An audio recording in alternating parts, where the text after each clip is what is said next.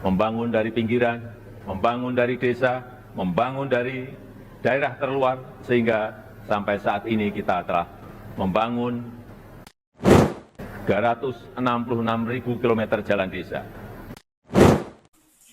Dengan mengenakan pakaian adat Betawi, Jokowi hadir di Parlemen Senayan, Jakarta pada hari Jumat 16 Agustus 2024.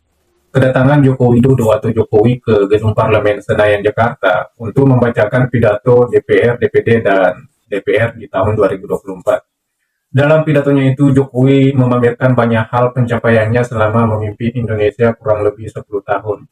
Namun begitu, tidak sedikit pengamat juga yang mengkritik pidato Joko Widodo kali ini.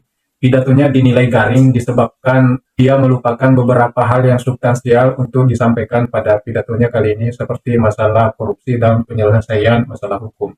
Nah, apa saja pencapaian yang dipaparkan oleh Presiden Joko Widodo dalam pidatonya kali ini, dan bagaimana tanggapan dan kritik dari pengamat-pengamat politik melihat pidato Jokowi? Dalam video kali ini, kita akan melihatnya dan kita akan menjawab pertanyaan-pertanyaan itu, sebab itu nonton sampai selesai.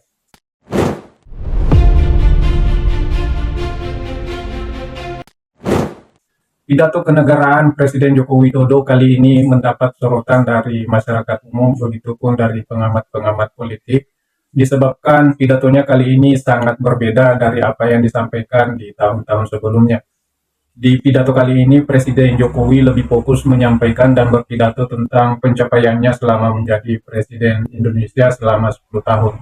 Berbeda ketika 1-2 tahun atau 3 tahun yang lalu, ketika Presiden Jokowi menyampaikan pidato kenegaraannya, dia selalu menyampaikan tentang korupsi, tentang permasalahan hukum, dan banyak hal yang lebih substansial. Namun kali ini tidak seperti itu lagi. Kali ini Jokowi lebih berfokus menyampaikan pencapaiannya di berbagai bidang, seperti bidang infrastruktur dan penuntasan kemiskinan dan stunting.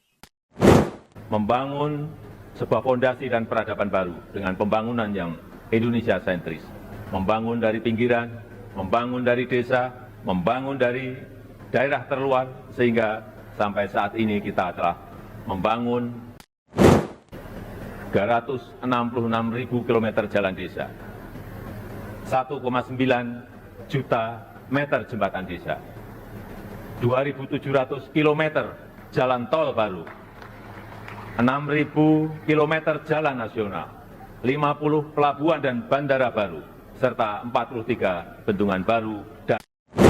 Selain menyinggung persoalan pencapaiannya di bidang infrastruktur yang menurutnya luar biasa, Jokowi juga menyinggung tentang keberhasilannya menekan angka kemiskinan ekstrim di Indonesia, di mana angka kemiskinan ekstrim di Indonesia sebelumnya berada di angka sekitar 6% dan diturunkan oleh Jokowi menjadi sekitar 0,8%.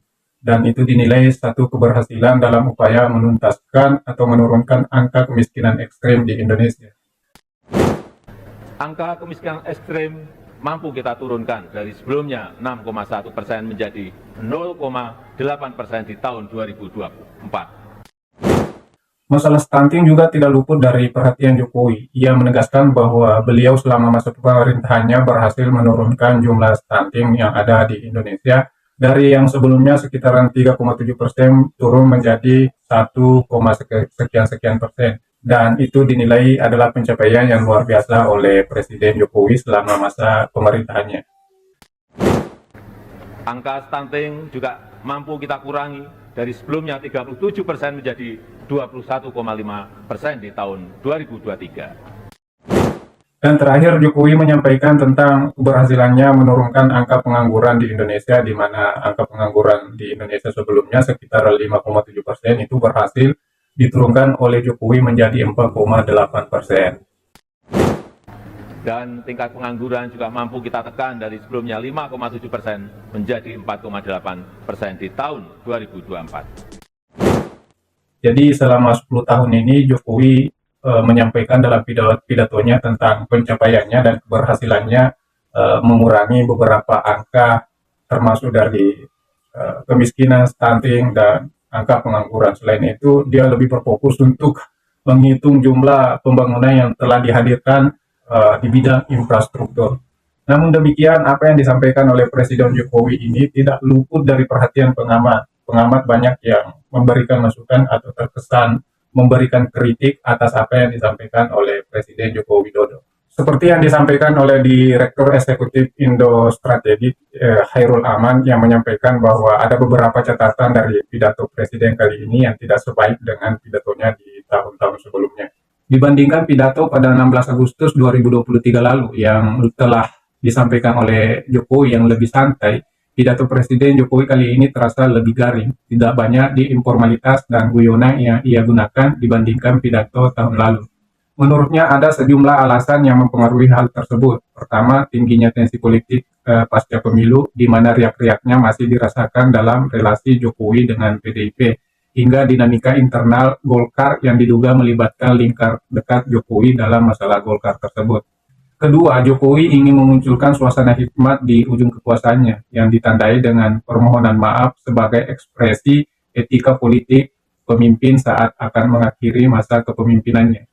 Kemudian pesan terakhir Jokowi untuk menyerahkan estafet kepemimpinan dan harapan rakyat pada Presiden terpilih Prabowo Subianto dinilai ini menjadi penanda bagi dimulainya spirit keberlanjutan di tengah transisi kekuasaan yang tengah berjalan dengan bekal dukungan politik yang sangat besar ke pemerintahan Prabowo Gibran. Adapun Guru Besar Ilmu Politik Universitas Pendidikan Indonesia Cecep Darmawan menilai bahwa apa yang disampaikan oleh Jokowi dalam pidatonya itu patut diapresiasi. Namun demikian, ada hal yang fundamental yang tidak disampaikan oleh Jokowi seperti permasalahan hukum.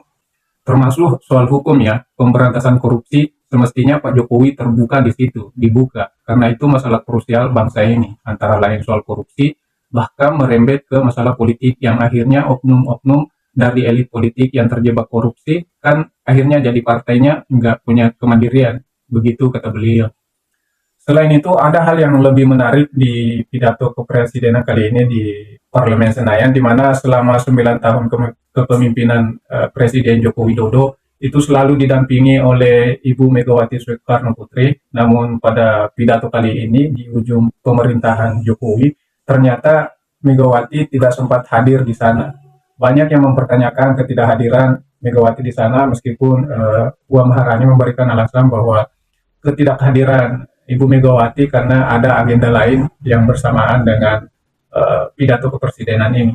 Namun beberapa pihak menilai bahwa ketidakhadiran Megawati itu menunjukkan bahwa ada ketidakharmonisan, tidak seperti dulu lagi hubungan antara Jokowi dan Megawati. Ya, kalaupun saat ini memang benar bahwa Jokowi dan Megawati tidak seharmonis dulu, ya bagaimanapun mereka selama 9 tahun pernah bersama-sama berjuang dalam berbagai hal. Jadi jangan sampai permasalahan setahun ini membuat hubungan mereka selama 9 tahun ini kurang harmonis. Begitu kira-kira ya. Oke, itu tadi adalah penyampaian dari pidato Jokowi dalam hal menyampaikan dan memamerkan apa yang dicapai selama 10 tahun pemerintahannya. Kemudian tadi juga beberapa saran dan kritik dari tokoh politik dan orang-orang yang berkompeten di bidangnya untuk menyampaikan saran dan kritiknya. Ya, namanya politik dan pemerintahan pasti ada pro kontra. Pasti ada yang mendukung dan pasti ada yang kecewa. Dan bagaimanapun kita harus akui bahwa memang selama masa pemerintahan Jokowi 10 tahun ini, pembangunan di bidang infrastruktur kita tidak bisa bohong bahwa banyak kemajuan, banyak pencapaian di sana. Namun meski begitu kita juga tidak bisa tutup mata bahwa dalam beberapa hal Jokowi menyakiti hati rakyat, terutama di persoalan penanganan korupsi dan persoalan penanganan hukum. Itu juga kita tidak bisa pungkiri bahwa banyak yang kecewa atas tindakan-tindakan dan keputusan-keputusan yang diambil oleh Presiden Jokowi. Namun begitu, kita sebagai netizen dan sebagai orang awam hanya bisa melihat dan menonton sambil kita berusaha untuk memenuhi kebutuhan kita sehari-hari, sebab kita tidak bisa terus berharap negara pemerintah hadir untuk melayani keperluan kita, apalagi jika pemerintahannya tidak peka tentang persoalan itu. Oke? Terima kasih sudah menonton. Sekian video ini, semoga bermanfaat. Jangan lupa di like, di komen, dan di subscribe.